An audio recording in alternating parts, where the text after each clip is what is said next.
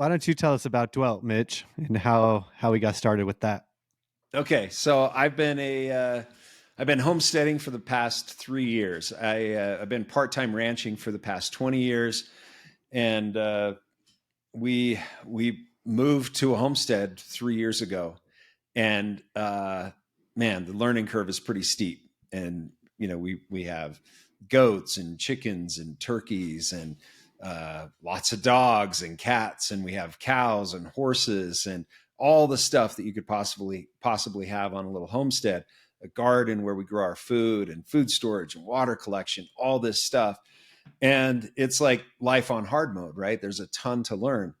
And with everything in the world getting super weird, I'm a big fan of eschatology, signs of the study of the signs of the times, and love the scriptures, love the words of the prophets.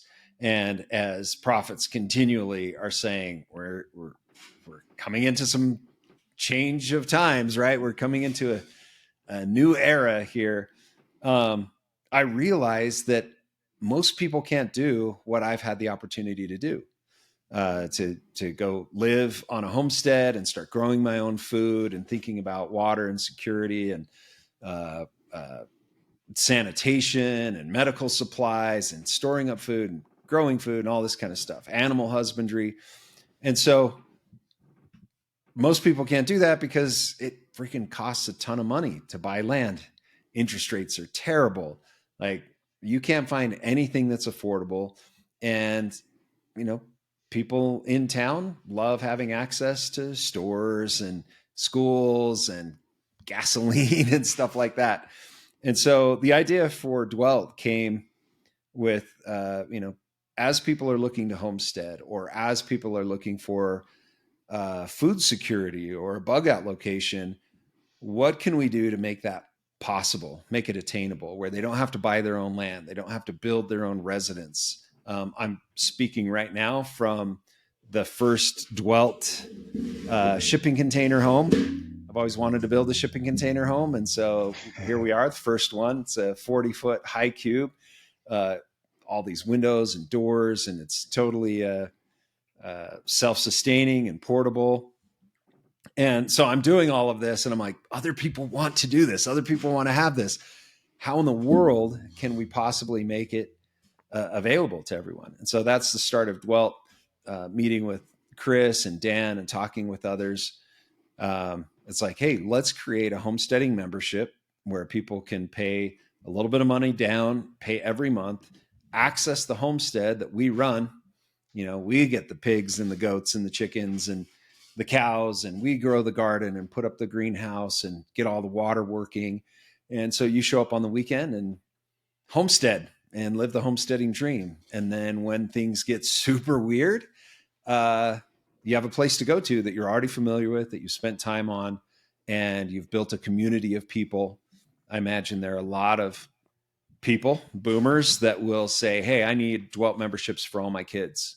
And so they'll have their kids and their grandkids around them. And, when the cities are dangerous, when shipping goes down, when fuel is not available, they'll have a place to go that they already love and have spent time.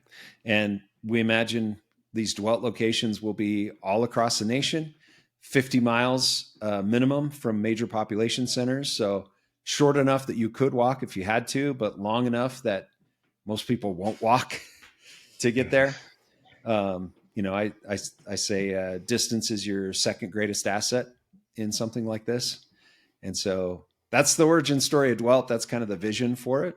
And we've got a ton of homesteading content. We've got off-grid living content. We have a whole community of off-grid experts that do everything from water and solar and living spaces and security and gardening and all that kind of stuff. So we'll bring them all on.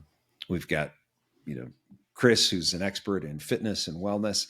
We're going to need to get in shape for the coming times. And so anyway, it's about providing a way for people to do that and helping them develop the skills so that when it all comes burning to the ground, we can thrive and rebuild.